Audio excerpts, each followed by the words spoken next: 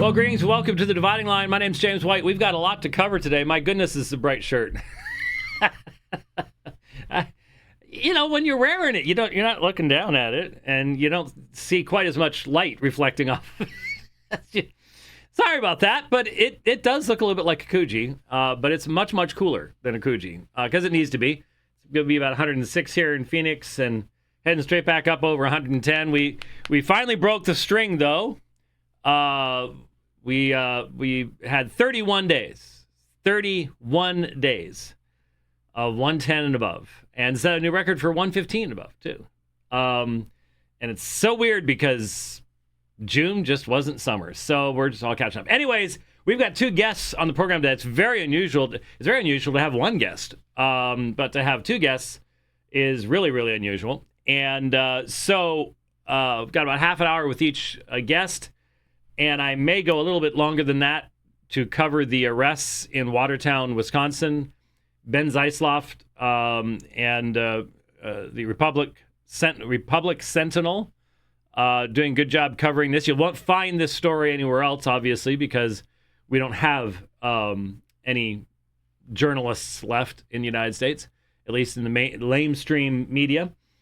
They won't talk about these things, but the arrests of young Christians protesting the sexual perversion and perversity toward children in Wisconsin. We may get an opportunity toward the end to look at that. All right. But first, I was asked to look at this video a while ago, and I was slow in getting to it because, well, I've got a lot of stuff I have to be reading and studying and stuff like that. But a new video has been produced by Ancient Paths TV called The Failure of Eastern Orthodoxy. Nothing like winning friends and influencing people with the titles of the videos. The Failure of Eastern Orthodoxy, 2 hours and 16 minutes long. And it was interesting because I received a request from the seminary where I teach for resources on Eastern Orthodoxy. Just a few days before I finally got around to not so much watching this. I should have watched it. I listened to it. That's how, when you drive everywhere, you have lots of time in the truck, and that's how you catch up with stuff. That's the only way I can do it. I don't have anybody to do it for me. I don't have a bunch of grad students to listen to stuff and give me summaries. Believe you me, I have figured out who does that. Whenever they misrepresent me because their grad students didn't understand me. So that's not how I do it. And I listened to it and immediately realized it was going to be a great, great, great, great resource for people to have. And so I asked if we might have the opportunity to have the brilliant scholar, the man who has only produced one clinker video.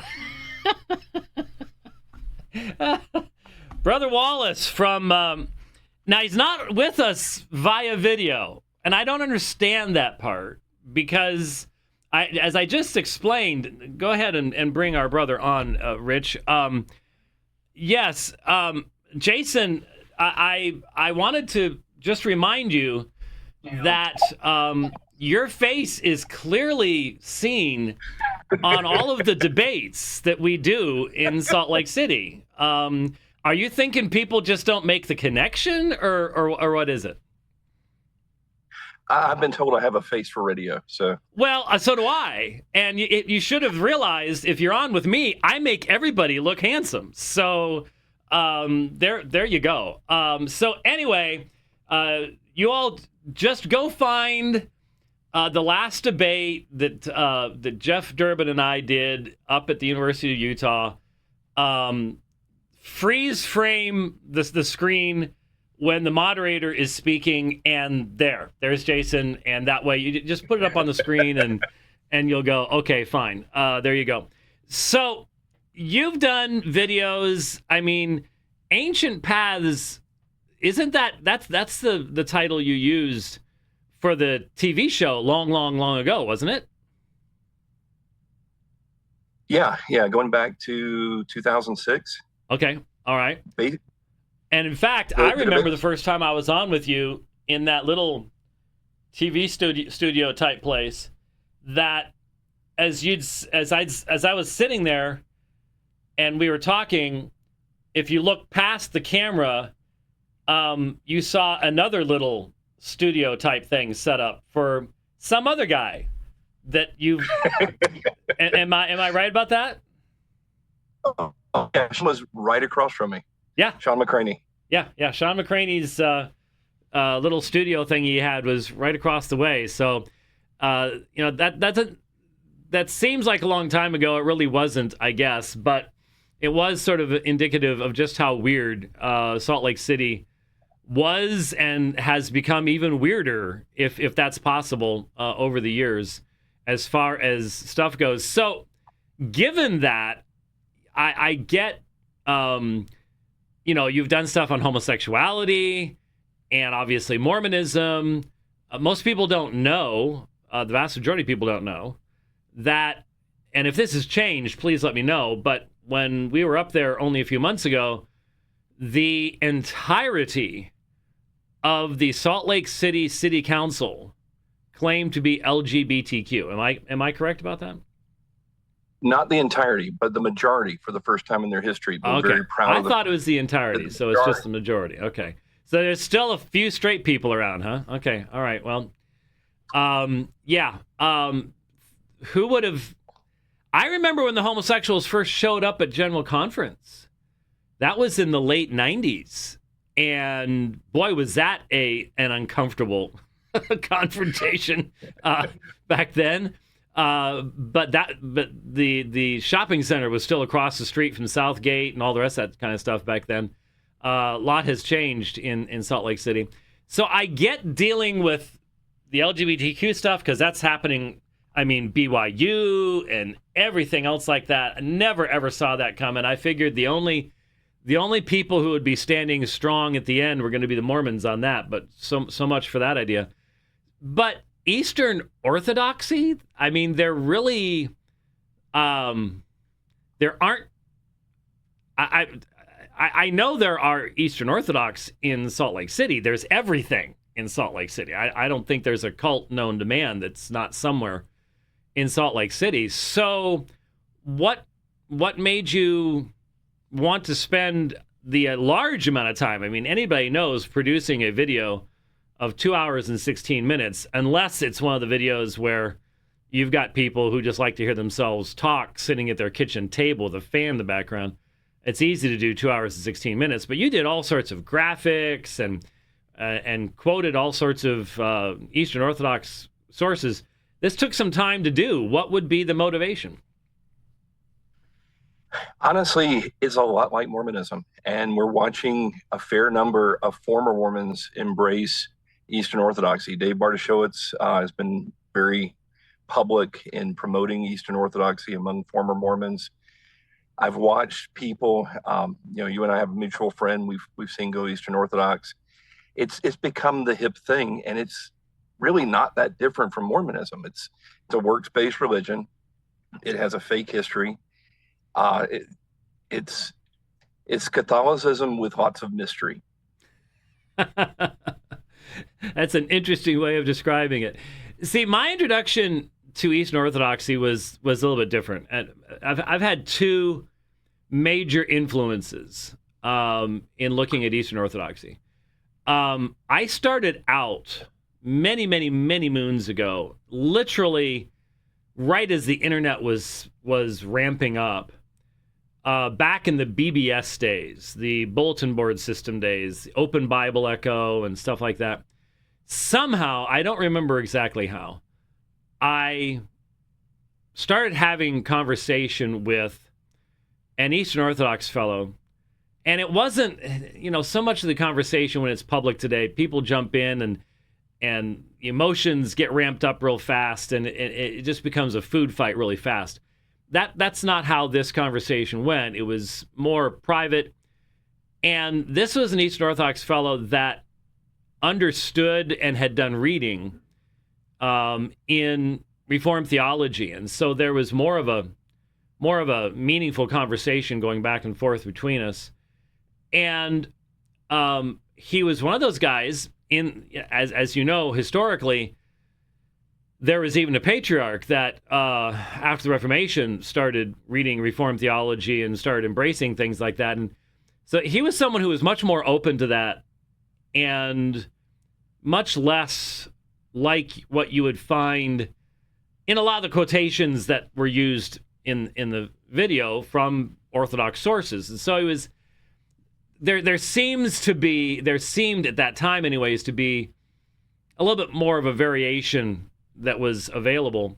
And then of course I started going in 2000 and I don't know if my first trip was in 2014 or if I went once before that. I think it was 2014 because that's when the revolution took place.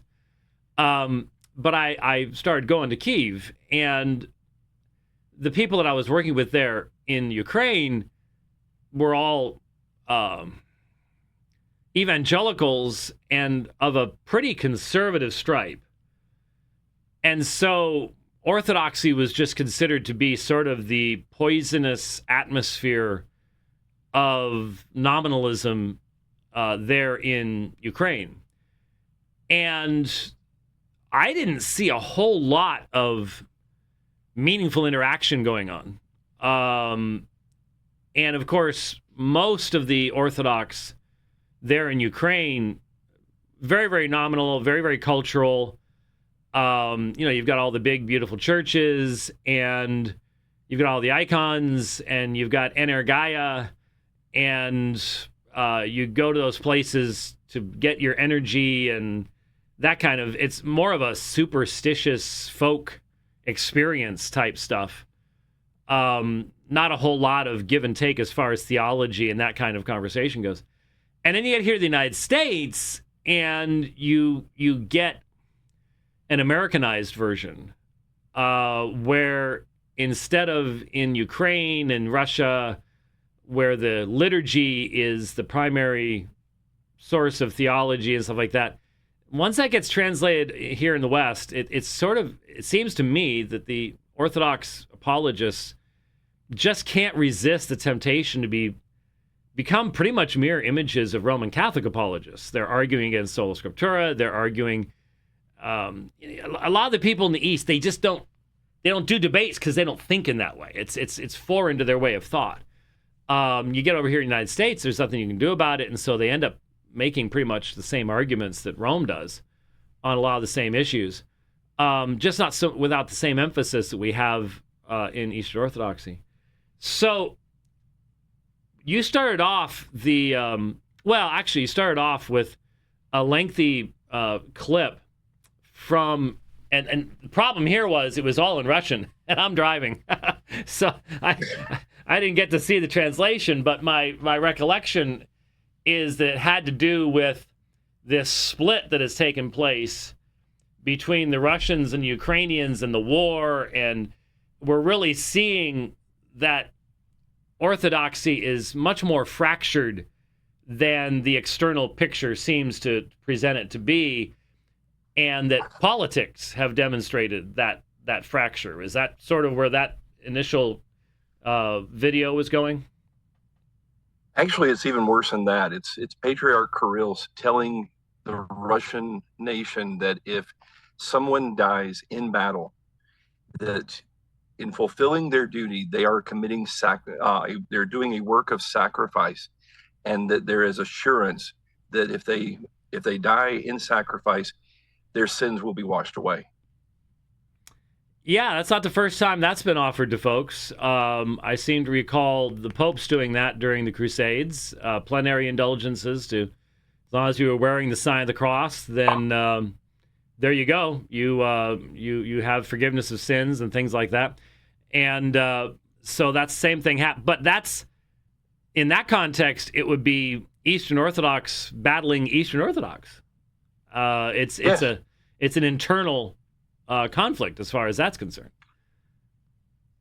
Yes, very much. And Bartholomew's trying to aid the splitting off of the Ukrainian church from the Russian Patriarch, and that's in the background as well. But I've had Protestants tell me it was unfair to play the clip from Kirill because they say everyone knows he's a political hack. I've also had Eastern Orthodox tell me that there was nothing wrong with what he said. But this works righteousness has never gone away. It defines everything from the late 4th century to today in Eastern Orthodoxy. Yeah, well, one of the key issues, of course, is anthropology, hamartiology, the doctrine of sin. This is my understanding has always been that Eastern Orthodoxy is basically the traditional position of the 7th and 8th centuries fossilized. It has been frozen in time. And while there can be, arguments over the calendar and stuff like that, the defining essence, what we would call the theology, they would say the apostolic tradition, it was frozen in time. It can't change without fundamentally altering the nature of the claims of orthodoxy. But that the traditional position that has been formalized, fossilized, turned to stone is that of the 7th and 8th centuries. It's not that of the apostolic period. It is not only post-Nicaea, it's post-Chalcedon. It's really the essence of the Second Nicene Council that is just so problematic. There are so many issues with that you dove into those as far as contradictory councils. I tweeted out the video, and immediately people started coming down on me. Thank you very much for that, by the way. I appreciate. I need all the friends I can get, and so when my friends actually help me to get more friends, it's great to do that. But I tweeted it out, and they started coming after me, and the reasoning of the argumentation really concerned me a great deal, because one of the very first responses was, well, that council that they mentioned, that couldn't have been an ecumenical council because these are the things that are necessary for an ecumenical council. And I'm like, you do realize that all that stuff and all those standards developed later, right? At the time, no one was thinking that way. No one could have understood what could be and what could not be a general or ecumenical council and stuff like that. That all came about at a much later time period. And it's like they can't reason in a logical order, historically speaking. It's like, no, this is what our tradition says, and that's pretty much all there is to it. You can't change that. You can't question that. And I'm like, but historically it developed over time, and it just doesn't seem to register with them at all. I'm sure you've gotten a lot of you've probably just gotten positive comments on the video, right? Hardly. I've been called. One of my favorite comments was "now silence, demon." Yes, I saw that. I saw that. You've gotten that from Mormons and things like that. But yeah, that was a new group to add to your fan base. But but have you tried to engage? Have you found any that looked like it might be worth trying to reason with? I've been invited on Craig Trulia's podcast. I'll probably take him up on that. Oh, I wanted to find out a little bit about him before I did that. But, I've got lots of people keep posting over and over, debate Jay Dyer. I have no desire to debate Jay Dyer. I would love to see you do it. But, you're the debater, not me. I prefer making videos. Thank you. But, yes. That don't include your face, evidently. Yes. I did live TV for over 7.5 years, and I'm a painful introvert by nature. And so it was really good to get out from in front of a camera. But, okay. All right. Well, we'll let that one slide. Yeah. Well, whenever anybody brings up Jay Dyer, I'm sort of like, well, which religion is he a part of today? Because he's been everywhere, and that may be something that will happen in the future. But I'll just be honest with you. I sort of doubt that most Orthodox in Ukraine would really be able to figure out where in the world the guy is coming from. He's a good example, in my opinion, of what I was talking about earlier, and that is once you get over here in the West, Orthodoxy in its native lands, in its best forms. So not just the nominal form, which is predominant, but in its best forms in the native lands, doesn't use forensic argumentation. It doesn't think in those categories. And that makes it really, really, really, really hard for us to interface with those types of folks. That's not really what people are converting to here in the U.S. I have to wonder, honestly, if part of the popularity right now of the Orthodox movement isn't a result of the fact that everybody recognizes that Francis does not believe what his predecessors believed.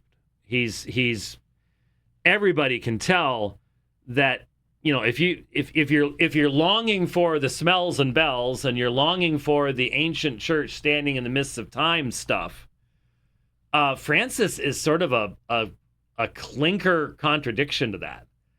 I mean, you can just tell he's modern. He's different from what has been in the past. And I really wonder how much that has to do with people who are looking for something different than, well, you saw the video, didn't you, of Sunday's sermon, Sunday's service at Saddleback? Did you see it? No, I hadn't seen that yet. You haven't seen that yet? Are you living? Are you living in a cave? What? I mean, come on. I'm living in the desert. I'm living in Utah. Well, I know, but you still have the internet there. I mean, it was. They're doing. I guess this is popular in evangelicals. I've never been in a church that's ever done this, but they're doing Life in the Movies, Movie Sunday, something. I don't know what you call it, but where you do something based on some popular movie, and they're doing Toy Story 4. And this is, of course, Rick Warren's old haunts. And the new pastor and his wife, and I saw somebody saying, isn't she Warren's daughter? That's what somebody said. So, I mean, now we're passing things down through the woman's line in the church. That's great. Anyway, the new pastor and his wife come out dressed as Toy Story characters.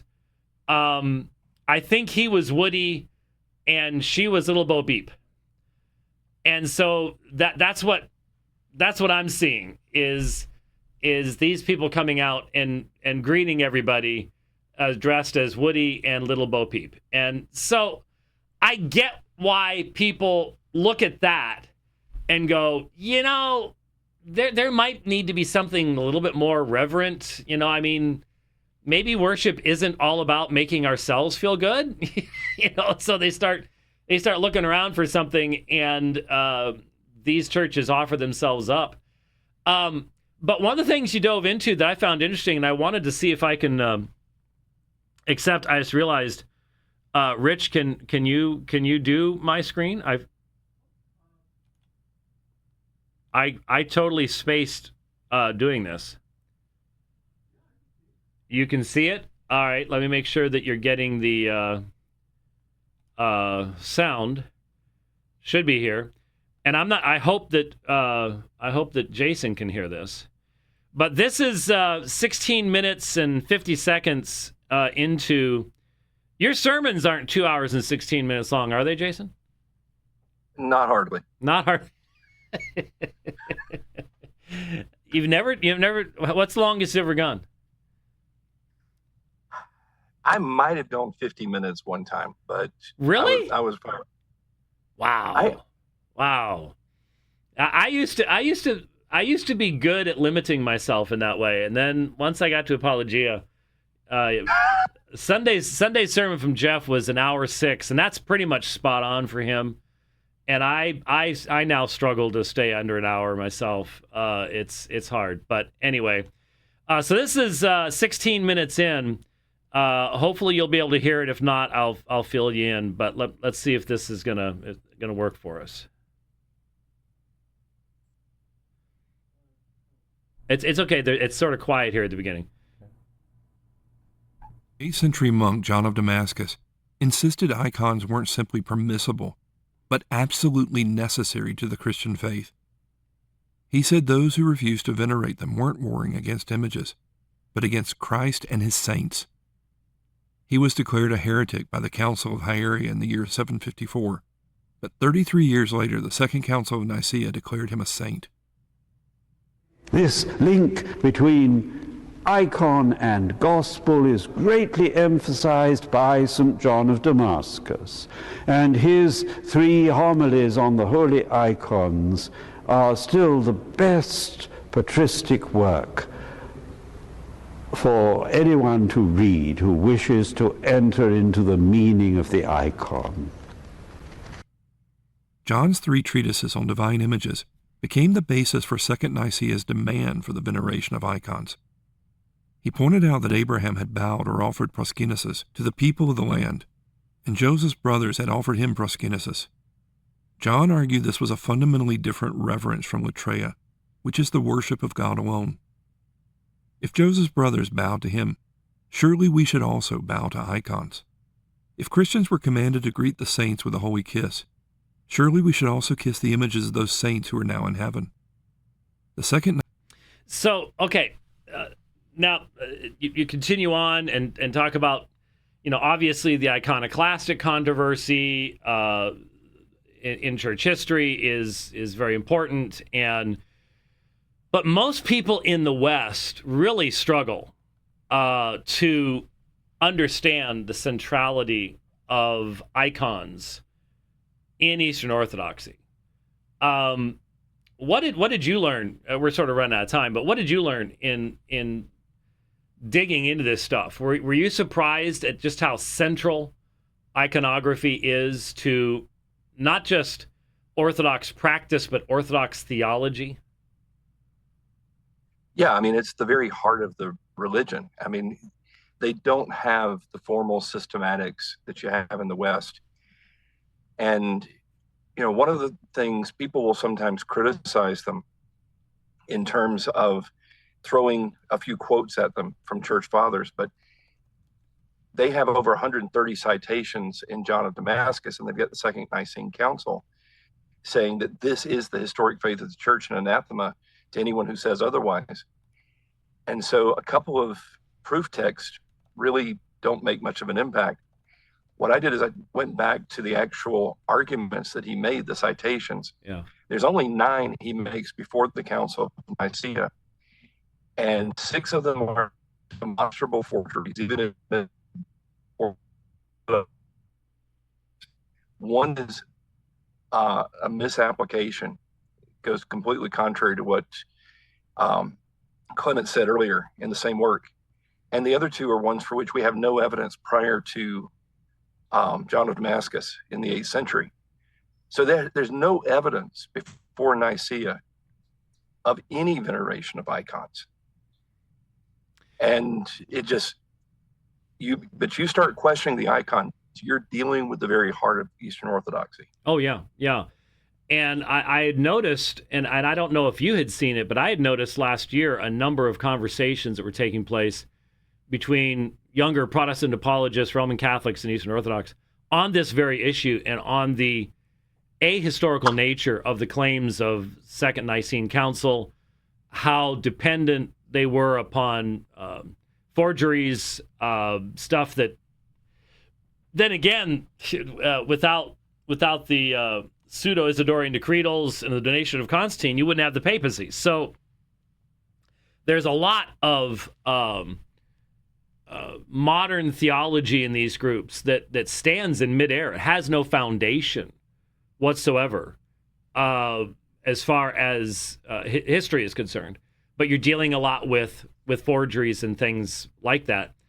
But still, I visited an Orthodox church in Kyiv the last time I was there, and during a service. And you've got to give them one thing: the music is amazing. It truly is. They build those churches to have just the most astonishing acoustics in the world, and the music is amazing. And then what you're seeing, though, as far as the experience is, this is the place of energia. This is the place where divine energy is available. And the icons are intimately connected with that. As far as it becomes so central to the experience. We think about having a biblical text open to us, an application made to us. On Sunday, Jeff preached from Proverbs 11:1 and equal measures, equal weights, and made application all across life to where we need to. He pointed out that in many of my debates with Muslims, I've always said we need to have equal measures. We can't take one standard and apply it to the New Testament, a different standard and apply it to the Quran. All sorts of application of that. That's not the kind of thing you're getting in an Orthodox service at all. That is so, from their perspective, pedantic. You've got mystery, you've got the energies, you've got a totally different context that a lot of people just would struggle to even see what the connection between the two could possibly be. And the centrality of the icons for us is just one of those things we have to push back on and go, where did this start? And when you dig into it, it is not apostolic by any stretch of the imagination.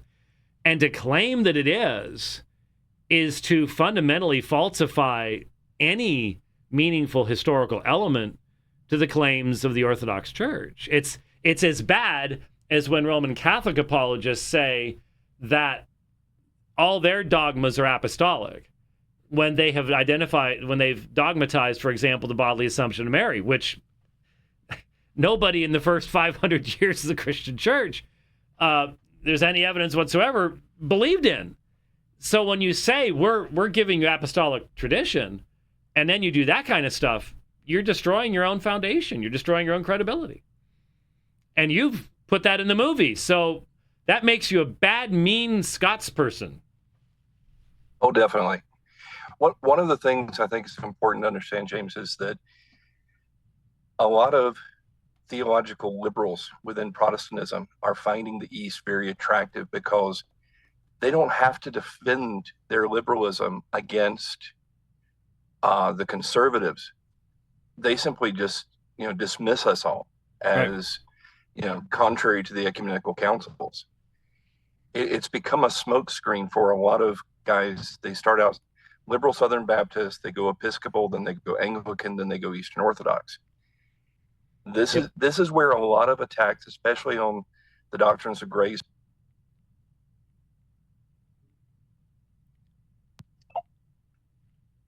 Did you catch that? Thanks for acting up. I'm sorry? Did you catch that? My phone started doing strange things. Yeah, go ahead and repeat it real quick. Anyway, a lot of the guys that are, not all of them, of course, but many of the guys. Can you hear me? It got you back. It's self-muting. Rich is sitting there going, my hands are nowhere near the controls. I'm doing nothing.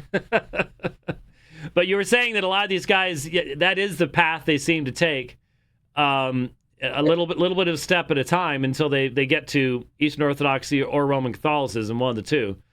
But then you've got people who go between those two as well. So, but I think that theological liberalism is going to be attacking us far more from that direction in the future, and far more challenges on the doctrines of grace, because it's inherently anti-Calvinistic. Yeah, it is. Yeah, it definitely makes really good camouflage for anti-Calvinists. is. So are you saying that you're expecting Leighton Flowers to become Eastern Orthodox? Is that what you're actually predicting? I'm not a prophet or the son of a prophet, but his presentations of history are just about as accurate as theirs. I mean, one of our videos, we document him saying that Calvin had his stepdaughter beheaded. Yes. And I actually got with a professor, University of Mississippi, who's been in the archives. He looked it up. No, she and her lover was for adultery. Both of them were whipped. He was exiled. She was a citizen. 3 months later, she was readmitted to communion. But Leighton Flowers goes around portraying Calvin as having executed her.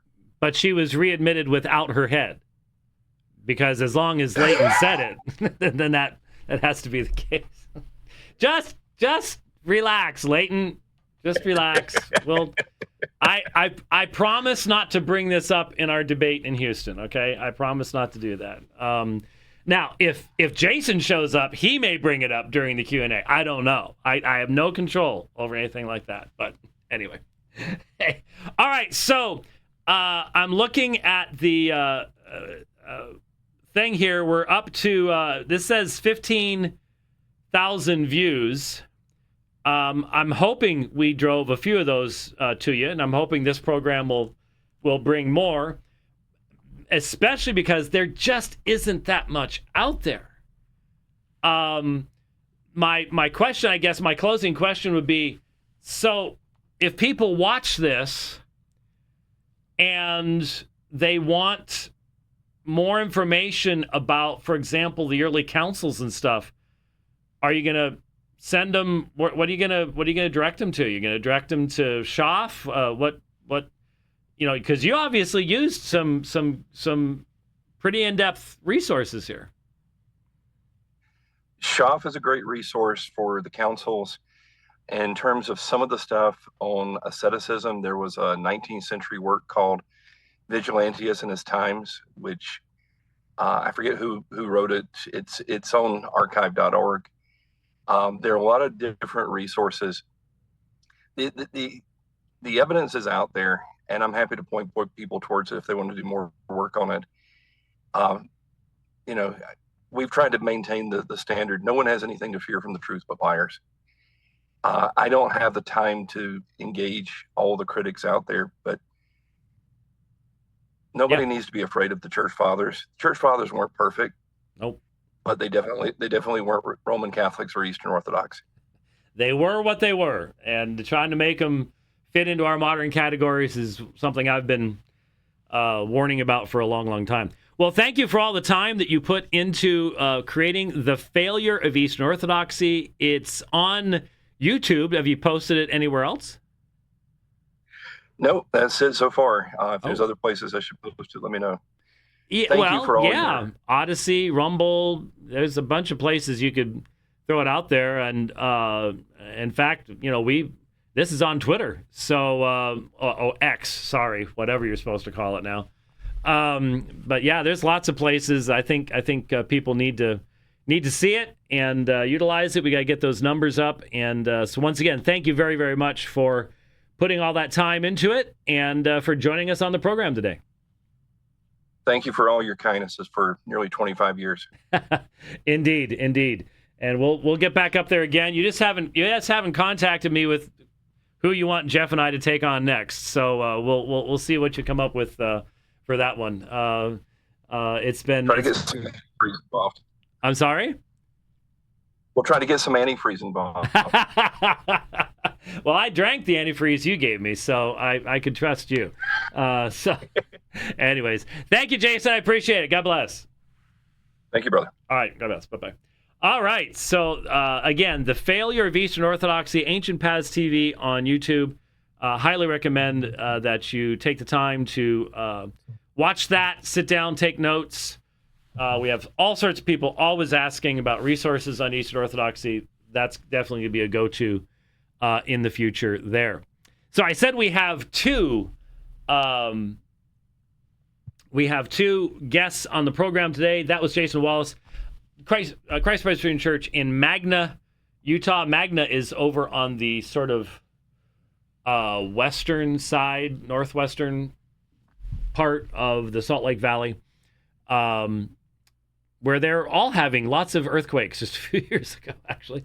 But now we go way, way, way far away, all the way to Frankfurt, Germany. And notice I can see Brother Tobias now, even though he seems to be frozen. Is he actually there? Can you hear me, Tobias? I can hear you. Can you hear me? I can, but I don't see any movement in the video. Oh, okay. Is that it? It looks like, I mean, you look incredibly stern and German right now. Oh yeah. And, I always do. Which you really can't do much about. But it seems very dark because I guess it's about 11:41 p.m. your time there? Yes, exactly. Okay, all right. You know, I've just fallen asleep, so that's why I'm not moving. Oh, so it really does seem like we have a still frame coming from you. Rich, do you have any idea what Rich goes? Rich doesn't know what you've got going on there, but I mean that'll work. But it's not a bad shot. Once you see it, you'll go. Okay. I can try to reconnect. Rich says it's very Spurgeon-esque. So I guess that's a good thing. I don't know. You might try turning your camera on and off or something. I don't want to completely lose you because the dialogue and discussion is more important, I guess, certainly than the video. I mean, people would much rather look at you than me. You're a young man, and I'm an old Scotsman. But Rich, what do you got there? So Tobias, if you could just maybe I'll turn your video off here, and if you could just turn it back on, let's see what happens. This is what happens when you're dealing with stuff all the way across the world. In this instance, Frankfurt, Germany. What's that? Now have we lost connection? Well, let's hope that Tobias can jump back into the Zoom link, and I will give a little bit more of an introduction while hopefully that's being worked on the other side of things. You've heard me make reference to Pastor Tobias Riemenschneider from Frankfurt. If you remember, we talked about the Frankfurt Declaration a number of months ago, and Tobias was one of the primary authors and individuals who brought that about. I have been teaching church history for the church there in Frankfurt for around 3 years now, I would say. And we're just getting into the post-Nicene Orthodoxy, John Chrysostom area. Gives you an idea of how slowly we have been moving as far as that is concerned. But up through 2019, I got to visit the church there. It started off with Pastor Peter Schilt. I heard something there. We've got audio, but no video. I'm back on. I'm using my mobile phone now. Oh no. Okay, well, there you go. So Jason was only audio, and I guess we're just going to be stuck with me. Too bad we didn't keep a screenshot of that because it looked really cool. That was a cool screenshot. Oh well, I was just telling how I got connected up there. I was stranded between flights in Frankfurt, and I tweeted it out, and Peter saw it and said, "Hey, I'm not far from the airport. Would you like to have lunch?" And came over, and we had lunch at the airport, and that led to the next time I was flying through. stopping there at the church, and that wasn't the time that we had that really interesting fellow show up. I think that was the second time, wasn't it? You remember who I'm talking about? Yes. It was the second time. Yes. Yeah, it was the second time because we were in a different location. The second time, we had a fellow. Man, he drove from another country, didn't he? Yeah, he came from the Netherlands. Yes. Just simply to try to straighten us out. It was so kind of yes. Yeah, and I had to gently take him outside because he wouldn't leave. Yes, so, yes. I made him leave. Yes, you did give him the left boot of fellowship.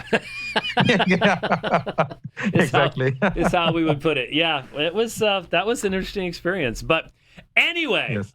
We've got you back, and I have to apologize immediately. Rich heard me going, "Oh, I can't believe I did that." I left your book sitting on my kitchen counter when I left today, and I feel very badly about that because I was going to show it up, I was going to hold it up and do all this neat, fun stuff. No problem. I brought it. Well, you've got it, but we don't have a camera for you, so I know. It's a bit of a bummer. But yes. Now, people who hear you speaking are probably like, wait a minute, is this guy from America and he moved to Germany? You're native born, right? No, most people tell me they like my German dialect, my German accent. So I'm not sure.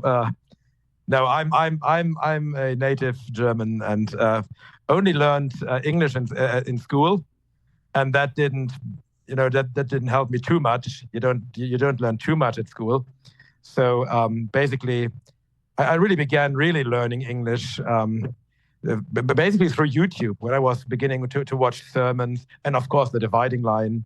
So most of my listening to sermons and Christian podcasts and so on, I listen to American stuff. So right. There's not much available in German. So that's I think that my English improved a lot doing that. I've always just been incredibly impressed with your ability in speaking English. You, of course, were my translator. I'm pretty certain I played the same trick on you that I always do when I'm in Germany. And I've told you the story. When I was preaching at the church in Berlin, and it was a German-Russian church. So they had a service in Russian, and then they had a service in German. And I've mentioned before, Russian just goes in one ear and out the other. All the Slavic languages for me, nothing sticks. I know Bolga means God. That's about it. That's all I have left. But you and Peter and my friends in Berlin have always been so patient with me slaughtering your native language. And in fact, most Germans seemingly are actually pleased when an American at least tries to speak German. And you've all been kind to say that when I actually speak it, I've got a fairly decent accent. It's not as bad as most Americans, as far as that's concerned. True. Yes. But I understand it when I hear somebody else speaking it, as long as they're not speaking overly rapidly. And so it's really hard for me to preach in English and have it translate into German because I understand what's being said by the translator. And so when there's a little bit of a interpretation, shall we say, I hear it, and it makes it really hard for me to concentrate on the next phrase or next sentence or whatever else it might be. And so when I was in Berlin, I made a reference to my bow tie. And when he translated it, he said cravat. And I stopped and I said, ich habe nicht gesagt Krawatt, ich habe gesagt Fliegel. And he... Fliege. Yeah, he immediately, without even thinking about it, translated the German into English. Yes. It's just how the brain works. Or if I'll quote John 1:1, Im Anfang war das Wort und das Wort war bei Gott und Gott war das Wort, they'll just automatically, without even thinking about it, just do the English, even though you didn't need to, because that was the whole reason I did the German. So it's really fascinating how it works. And when I've preached there, you've been my translator, and so I've just always been very, very impressed with your English translation. And I should tell everybody that before I had the opportunity in 2017 to preach in the pulpit in the Castle Church in Wittenberg, I wrote to you and Peter, and I said, these are the sections from Luther that I want to quote. Would you please help me and make sure that I've got the appropriate pronunciations of some of these words and stuff like that? And I think, I forget who it was, I think it was Peter. I don't remember who it was. Yes, it was Peter. Yes. Peter read them out for me. And so, I had them in the German, but I had the opportunity of hearing a native speaker. Because there are some terms, you all just take a bunch of words and cram them all into one big long line and call it a new word. And that can produce some pronunciation challenges along the way. Right. But anyway, so before COVID, I was visiting fairly regularly. In fact, there's a video out there of me preaching in one of my kujis with you translating for me. Mm-hmm. And so I want to apologize if you've received any nasty comments for my having put you through that. No, we thought, well, maybe that's how they dress in America. So. No, that's how they dress in Australia, but actually they don't do it either. Nobody dresses that way. Yes. It's Rich is sitting there going, that's there. That's he just spoke the truth. Didn't even want to. Anyway, so now, obviously, starting with 2020, we started doing the church history around that same time, as I recall, teaching the church history class, and that meant that we had a fair amount of communication going back and forth, and you all faced a very different context than most Americans did. There were some places in the United States that had very severe lockdowns and governmental interference and stuff like that. Here in Arizona, at that time, we had a Republican governor, and we were in a different situation. But you all were facing significantly stronger restrictions and challenges than we did. And I know for me, that was a real challenge to be thinking about what others were facing there in Germany. So, and you guys had to make a decision. There aren't. It's not like here in the United States where you've got Reformed Baptist churches, around the block. You all are in a small minority in Germany. Yes. Help our audience understand a little bit. How small is the evangelical, committed, Bible-believing community in Greater Germany? Yeah, it's of course difficult to say very precisely, but many are still part of one of the two state churches, the Roman Catholic Church or the Evangelical Church. That's what it's called here. It's basically the Lutheran Church, state church. Yeah, the church that Luther founded, and even that number has gone down significantly over the years. A few years ago, it dropped below 50%. So officially, we are not. Yeah, less than 50% are Christians anymore, even nominal Christians. Right. And real evangelical churches, like in America, real evangelical churches, it's 0.2%. And those include some which are also very doubtful. So if you narrow it down to really Bible-believing Christians, I doubt it will be more than 0.1%, probably a lot less. Right. So it's really only a very, very small percentage. And the state Lutheran Church, these churches are actually really, as far as I can, when I've traveled in Europe, the state churches are always a hindrance to gospel proclamation.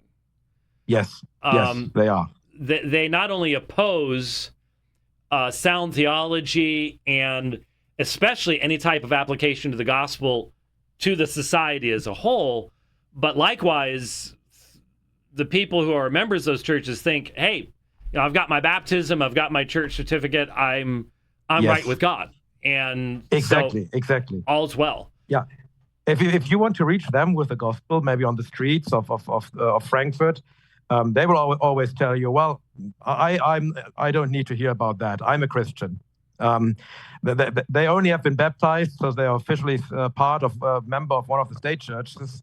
They only go to a church service maybe once a year on Christmas or so, and that's it. So they're obviously not really Christians, but they believe they are. They believe they're on their way to heaven, and it's very difficult to reach them at all. And on the other hand, and what, as you also mentioned, the Lutheran state church, it's not about the gospel or the word of God. They went completely. Well, first they saw themselves as some social warriors, I guess, and now they gone completely woke. There was just a big they call it a church day, so a church meeting of all of the Lutheran churches in Germany. They had a black woman pastor or so talking there, saying that God is queer. I saw that. I guess I think that even made it to Twitter and so on. And just 2 or 3 days ago, there was in a beautiful old Lutheran church, a gigantic rainbow flag was in the entire church, and they exhibited paintings of I can't really explain what it was. It was men having intercourse with each other. It was just gay pornography. Right. And that's what they exhibited in a church. Mm. So thanks be to God, there was such a big backlash that they had to close that. But that's what the Lutheran Church is in Germany. Yeah. So it's not like you guys have a whole lot of support around you. No. And I know in whatever small ways I can, I've certainly tried to be of all the support that I can for a small ministry here in the United States, and you know how much I love you guys and sort of feel like a part of the congregation there. But you guys, it's hard for Americans. Well, it's becoming less hard for Americans as we, for example, saw the arrest of some young men who were preaching the gospel outside a drag queen thing in Wisconsin that just took place. I saw the picture of Peter with the German cops around him, and that was during a gay pride thing there in Frankfurt just last month, exactly. Right? Yes. Yeah, right. Just a few weeks ago, he was preaching on the streets of Frankfurt during the gay pride parade. And you got all the hatred from the people, of course. But then the police came and took away, I think, 4 or 5 policemen. And, well, they know that they are not allowed to stop him because we still have something like free speech. Yeah, but still, they will tell you, okay, we are not allowed to stop you by law, but it would be really good you would go away now and then wouldn't return. So they're actually telling you have to go now. You will be silenced. And, I did the same thing the year before. I also preached at the Gay Pride Parade. And I had several brothers standing around me to protect me from the people who wanted to attack me. So, it's difficult. Yeah. And, we're experiencing the same thing here in the United States, but there's still, there's a backlash taking place because of what just happened. And because there's still more cultural leftovers of Christianity in the United States than there are. Yes. Now, refresh my memory. I should know this. I think I know this, but Frankfurt was on which side of the wall? It was West Germany. Okay, it was West Germany. Okay, because when I went to, it's just such a stark difference. When I would teach in Berlin, they were in the former East Berlin, and it was just one of the things they said was, especially across that line, there was just secularism had been enforced for so long that it's still, after all these years, is still very much a part of one of the things that you're dealing with within. You've not only got Germany, but you've got the EU as well. You've got two levels of suppression going on there that we don't yet have to deal with, but give the folks time. They're working on it. So yes, you had to start thinking. You and the whole congregation there had to really start thinking about, as all churches did, but you more so, how to respond to government lockdown orders. You're not supposed to meet. You're not supposed to worship. You're not supposed to sing. All this kind of stuff. And these were things that when I was last there in 2019, we weren't thinking about. That this was not this has not been forced upon us. And now all of a sudden it has. And it's been a journey for you. It's been a challenge for you. It seems that some of the things that have taken place over here have been of some assistance or guidance or help, encouragement. I think the stuff that I wrote for the Navy SEALs, the stuff that I wrote for Apologia Church, I think you've said that you had access to that stuff that I put together there. And so absolutely. A while back, you and some others started working on what's called the Frankfurt Declaration. So what was the origin of that, and what's the status of that today? You've said that you've been surprised at the positive results of it. So give us a little bit background on that, and then we'll talk about your book. Yes, sure.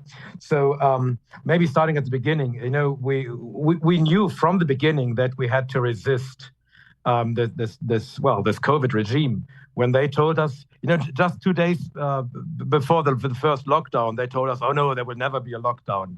And the next day they tell you, okay, lockdown effective in 2 days or so. So we knew right from the beginning something is wrong. They are lying to us, and things didn't really add up. We had one doctor, one professor who were experts in this field of virology and epidemiology and so on, and they published videos on YouTube explaining things. They were of course banned and silenced later on, but so we had access to some good information, and we know, okay, we don't really buy this narrative, and even if we did, we knew that we cannot just stop worshiping God. So we began to resist immediately. We were not able to meet at the whole church because we don't have an own church building. Yeah. So we had only rented buildings. Those were shut down. We couldn't enter them. So we met in smaller groups in the houses of brothers and sisters. But then, so I basically knew from the beginning it would be wrong to just obey the state. We have to resist. But I couldn't really explain that theologically. So Romans 13 was thrown around a lot, and so, and that was where things, brothers said in Canada and America, especially also when you talked about Romans 13, that was extremely helpful in also forming my theology on really state-church relationships and when to resist and when to submit and so on. And then I was approached by a brother from London, and he had reached out to several pastors from basically all over the world, the Americas and Africa, Europe, and he wanted us to put together a declaration, basically a global declaration regarding COVID, what was happening there.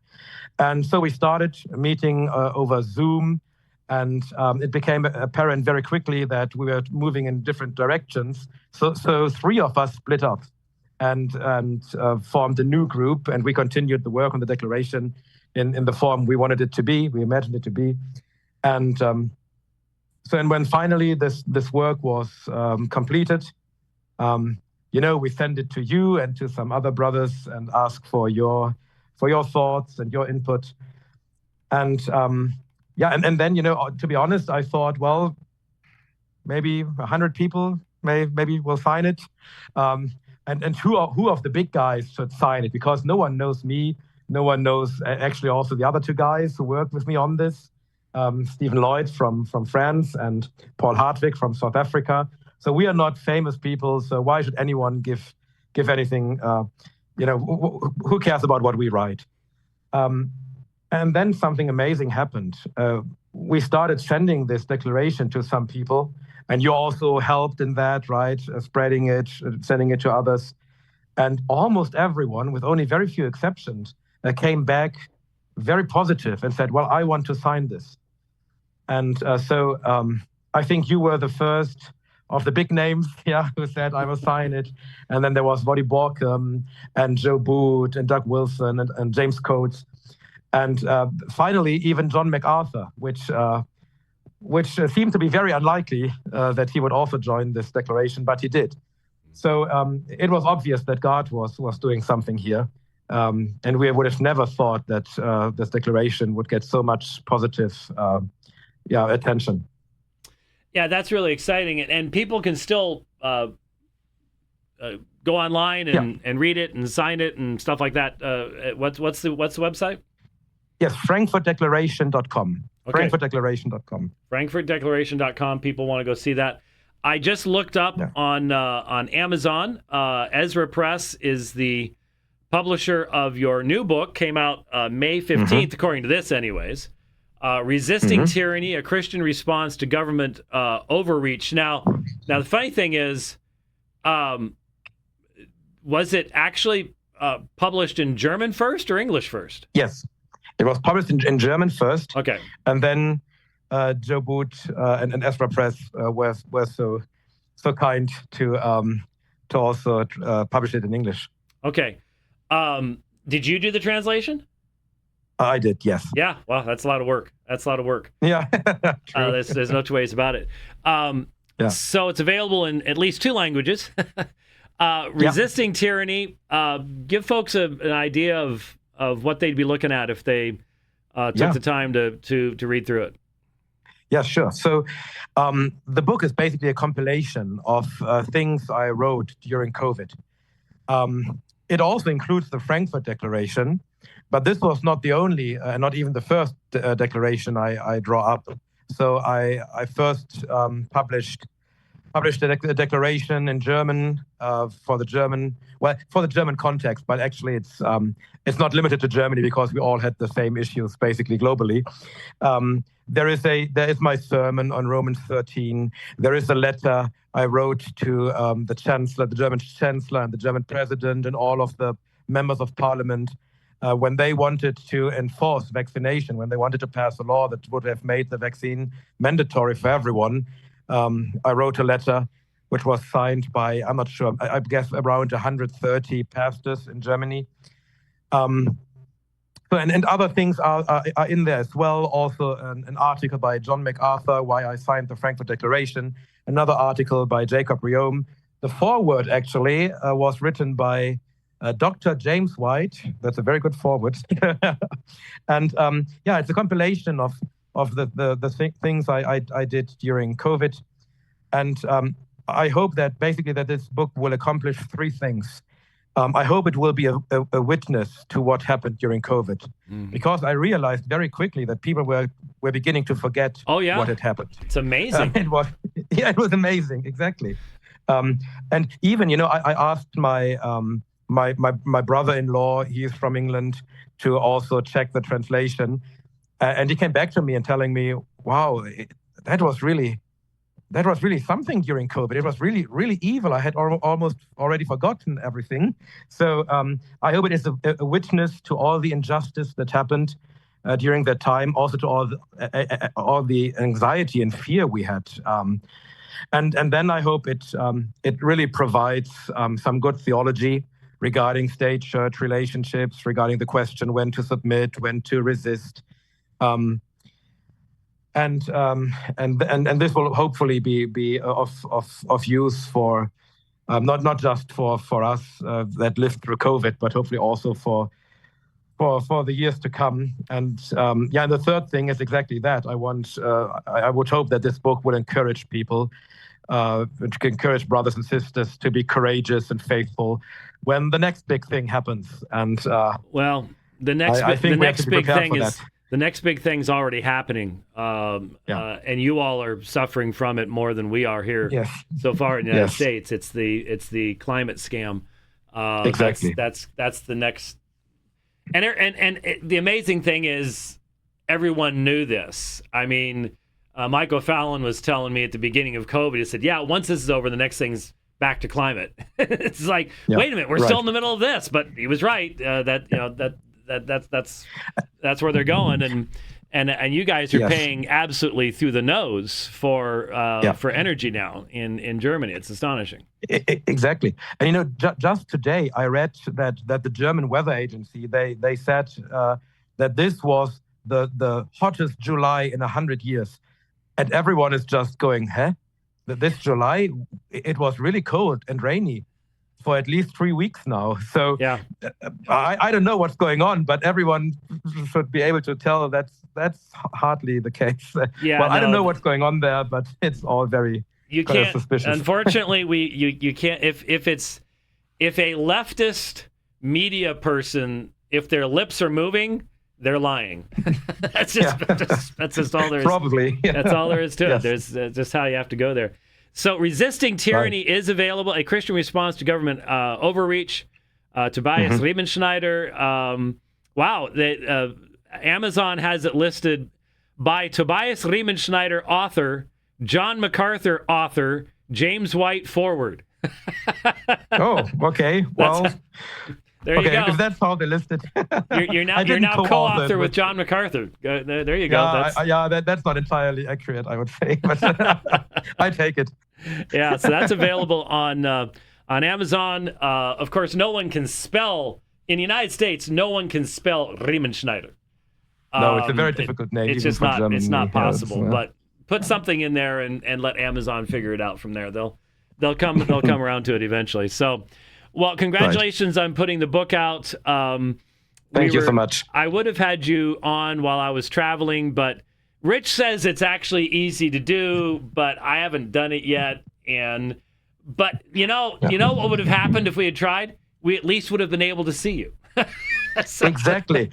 So we have to repeat that so we can see me at least. So yes. Next time we'll have to make sure that the camera is actually going to be functioning, and you're not keeping your family up till all hours because it's after midnight there now. But like I said, that's right. I've gotten texts from you when I did the time, and I'm like, what are you doing up at this time of night? Don't tell anyone. Well, what I'll get I'm working late, What I'll get is I'll get these signal messages, and I can always tell when everybody else in the house is asleep because I have to put it up to my ear, and it's Tobias whispering, "Hello, brother. I just wanted to say." Yes, that's right. Yeah, I think sleep is overrated, so I just don't do it. Well, I tell people vacations and stuff like that are overrated. We're gonna have all of eternity to rest. I get that, but sleep. True. I'm sorry, sleep is God designed that because you don't do that, and eventually the body just completely falls apart. So, anyways, yes, but, you're right. You're right. Anyhow, and Tobias, you are older than I, about 20 years, and you're much fitter than I. So. I don't know about that. I don't know about that. I mean, I might be able to outride you on a bike, but that's just muscle memory. I don't know about all the rest of it anymore. I'm definitely getting up there. But anyways, I'm really hoping that someday you will get the opportunity of coming here to the United States and visiting with us.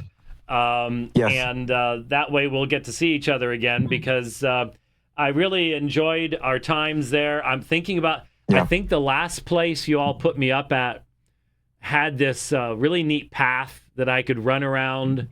Do you remember where that place was? Yes, I do. It was a very nice hotel, right? And it was. It was a really nice spot, and it was very. And I remember sending you a picture. I think I sent it to my family too. I was waiting to get picked up, and there was a sign out in the parking lot. And again, it was the German penchant for taking numerous words and just cramming them into one big long. I mean, I don't know how many letters there were, but I think it just simply meant parking lot. Yeah, probably. But it was. We like to make things complicated. Yeah. There is that element of it, but we've had some great times, some great lunches and dinners, and I've gotten to actually tell you about German history, about some aspects of German history that they don't talk about in Germany anymore, which is really, really scary and strange. But anyways. Always love my time there, and I hope you get a chance to visit here in the U.S. At some point, because they're not going to be building a bridge across to Europe anytime soon. For your RV. For my RV, that really wouldn't work out too well. And I'm not rowing. Rich is in the other room going like this. I'm like, no, I'm not going to row across the pond, as they say. So resisting tyranny. Tobias Riemenschneider, pick it up at Amazon and make it a part of your church library. Do stuff like that. Tobias, thank you very much for staying up late and now get sleep. You say it's overrated, but I think it's very, very important. So go get some. I will, and thank you so much for having me on, brother. Well, we love you, brother, and we'll be praying for you all and your work there in Frankfurt. So much. God bless. Love you. God bless. Thank you. Bye-bye. Auf Wiedersehen, I should have said. I love seeing on Facebook. I follow the church there in Frankfurt on Facebook. And I love seeing the pictures of their guys out in the streets of Frankfurt evangelizing. As weird as that is in the United States now, it's a whole lot weirder in Europe. It really, really is. I mean, there's still faithful folks there, but So pray for the folks there in Frankfurt and all the faithful folks. Okay, we've gone way over time, but I just felt it was necessary to talk about this real quick. And Rich keeps saying we've got 2 hours on Twitter, and so we have to use it, all the rest of that kind of stuff. Looking at the story that broke today about Watertown, Wisconsin, you have a drag queen performance going on in a public park. The public has been invited to this. These are sexual perverts sexualizing children. It's against the law. A number of people have pointed out, they've pointed to the direct law in Watertown that this is illegal. But as we all know, what the law says and what the regime will do are two different things. The left will do whatever the left wants to do. And what is amazing to me was watching the arrest of a young man. I saw a video when he was 19, so he's probably maybe 20 now. He's not a big guy. Sorry, he might be 120 pounds sopping wet. They had been told to get on the sidewalk, to get out of the park. That was probably illegal in and of itself. And so he's preaching, and you can go and watch. Some cops tried to shut Jeff down outside an abortion clinic about 4 or 5 years ago. And Jeff shut them down because he had the law right there. And he said, here, if you're going to say we can't use amplification, then you need to have this sound device that's in the law right here. So in other words, they have to have a sound meter to be able to say that's over the decibel limit that you're supposed to have. There were no sound meters. These cops The thing that really, really, really, really bothers me here is that I'm from a generation where cops had consciences. They made an oath. And there was morality and ethics involved in what they were supposed to be doing and how they enforced the law. And so when 2020 hit, I was still naive enough to believe that, this can't happen here in the United States. The cops are not going to do this. I was wrong. The cops will do whatever they're told as long as it pays their mortgage. Now, I realize there have already been some who've left, who've said, I can't do this. I'm not going to do this. More power to you. But the ones that are left, and of course this is part of they want to have the people that'll do just whatever they're told. And if that means turning on, so here you have a situation where you have the law being broken, you have sexual perverts, every person who's made in the image of God. These cops know that what's going on up there is absolutely pure evil. They know it. But there are dozens of them, and they're not going after criminals. They're not going after there were 47 people shot in Chicago over the weekend. 5 of them died. They're not worried about that. They're worried about protecting the sexual perverts that are breaking the law publicly. And they will arrest the Christians who are trying to warn these people about what's going to happen to them. And I was stupid enough, naive enough to think this wouldn't happen here. Well, it will. And it is. And it's happening right now. There's a lot of videos. Ben Zeisloft has already, in fact, I retweeted Ben's tweet. It's at Ben Zeisloft, Zeisloft. That's definitely German. Zeisloft. Ben's a young guy, but he's one of the few journalists left out there. So he's an endangered species. And he got, he used to be with another media outlet, shall we say, and found out that while they may be conservative, they don't necessarily have consistent values. I'm not going, he didn't say anything to this. I'm just observing this from outside.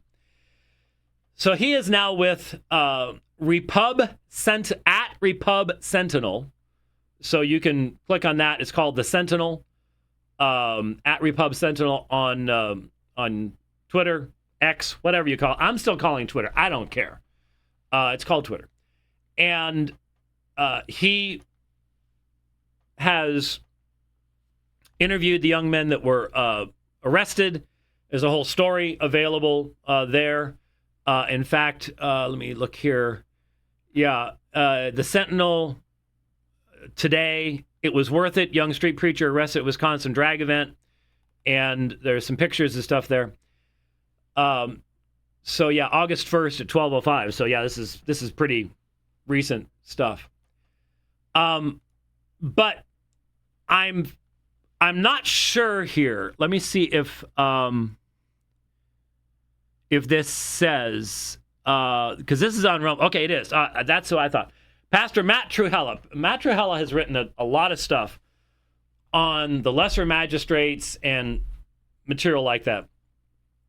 And so there is a video I want to play for you, if I can drag it over here, of Matt Trewhella speaking to the cops after they have arrested these young men. And this is what it means. And by the way, there's another video. I just see it right here now on TikTok, actually. And I don't have a TikTok account and I never will.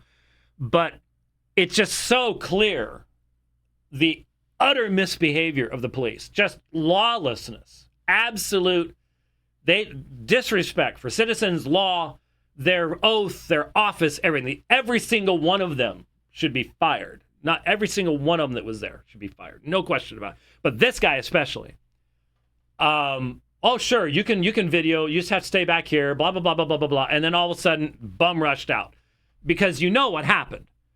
the sexual perverts started complaining to the cops that there was anybody there recording this, because they know what they're going to be doing. And so what did the cops do? They just, yes, sir, sexual pervert, I'll do whatever you tell me to do, sir. It is so, degrading for these men. Men and women. There were women cops there too. So in this video, Matt Trewhella tells these cops, this is what's coming. This is, you need to, he said to them what I would say to them. So this is 2.5 minutes. Let's listen to Matt Trewhella as the cops pretend to ignore him, but they're not ignoring him. Here it is. So this is nothing new. When you look down through history, you'll notice that from time to time, men make evil through law. And that's what's happened here. Your mayor, the civil authorities here, are joining with evil. And those of you who are lesser magistrates, you carry the guns. You're not just mere robots for the state. You have to answer to God also for what you do. So when they do something contrary to his law and word, your duty is not to obey them, but to tell them no. It's called the interposition of the lesser magistrate. Extremely important to understand it. Romans 13, again, for those of you officers who just arrived, makes it clear that your duty is to punish the evildoers. That would be the people over there that are sexualizing children. And your duty is to reward those who do good. That would be the people you've arrested. So you've totally perverted your God-given function and role, turned it on its head. And we wonder, how did evil get a foothold in Germany, in the Soviet Union? It was because of the blithe compliance of all the authorities that one after another down the food chain said, yeah, I'm going to look out for myself, rather than do what's right and say, no, this is wrong. And this is wrong. What they're doing here is evil. Are you kidding me? Do you see what's going on up in that stage? Do you see they're normalizing this to the minds of the children? When you're older, these are the kids, they'll be the people who decide whether you live or die when you're elderly. This is what they're training them in. So you have to make a decision to either go along to get along or to some point make a stand. Like, at the very least, you shouldn't be arresting the good guys and letting the bad guys have free reign. Your duty is to arrest the bad guys. There is an ordinance right here in town regarding instructing children in sexual matters. What do you think that's all about? They're instructing children in sexual matters. You could arrest them, but you chose not to. You chose to arrest the Christians who are simply out here praying and offering literature to people. So this is not. So there you go. I'm very thankful that Matt Trewhella bore testimony to those officers.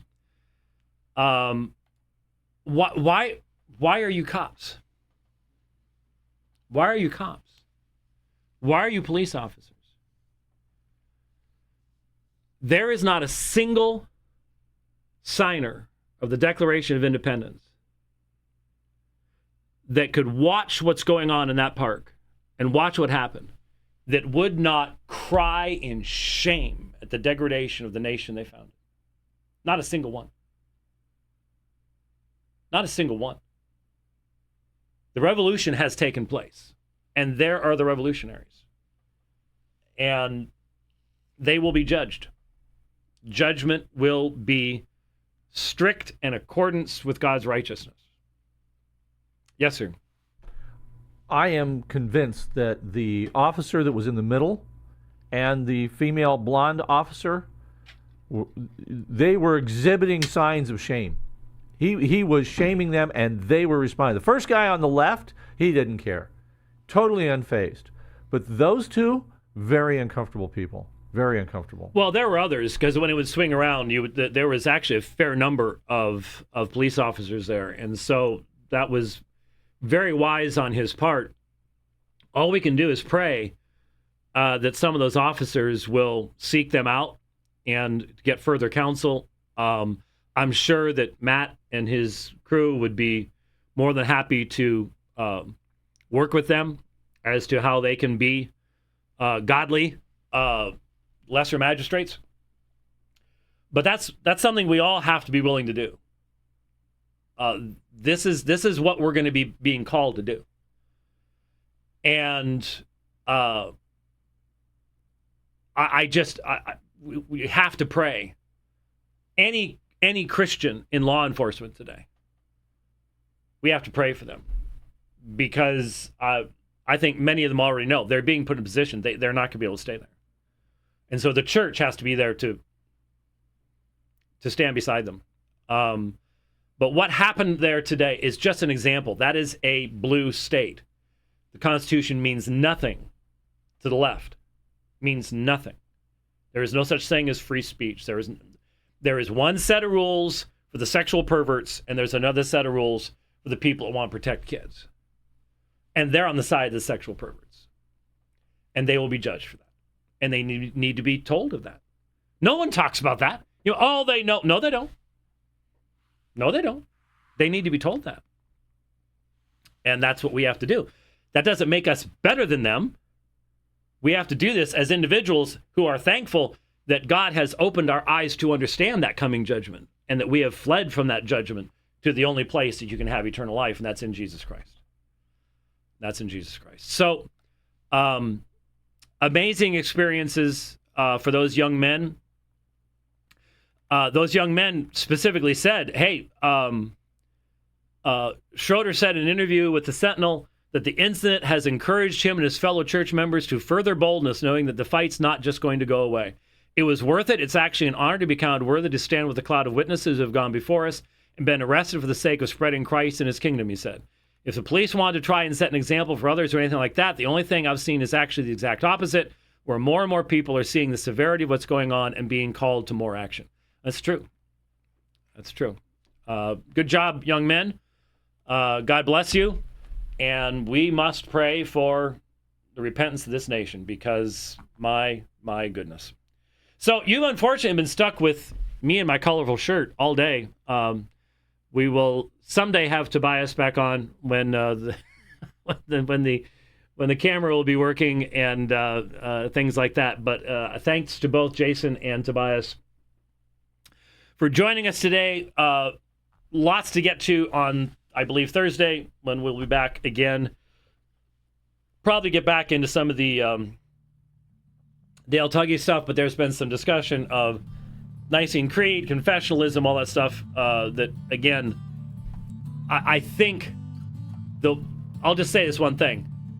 I think the fact that we are engaging with the people denying the truth of the Nicene Council, whereas the people who confess the Nicene Creed, what are you going to do? If you engage the Unitarians, the only way to engage them is the way we engage them, on the basis of Scripture. You can't just, they've got their tradition, you've got your tradition, and you all just sit there and go, well, look at my tradition. My tradition is better than your tradition. There's only one thing that's been given to the church that is powerful to change hearts and minds. It's the Word of God made alive by the Spirit of God. It's not anything else. There's nothing else that does that. And insofar as what Nicaea said was true to the Scriptures, then proclaim it. But it's the Scriptures that makes it true. And it's the Scriptures that gives the power. That's the reality. That's the reality. So we'll talk about that and stuff on Thursday, Lord willing. I'm watching there's a homeschool place nearby, and they're busy today. And I think that's great because you look at what's going on in the schools today, and it is amazing. All right. Thank you very, very much for listening to the program today. Lord willing, we'll see you on Thursday. God bless.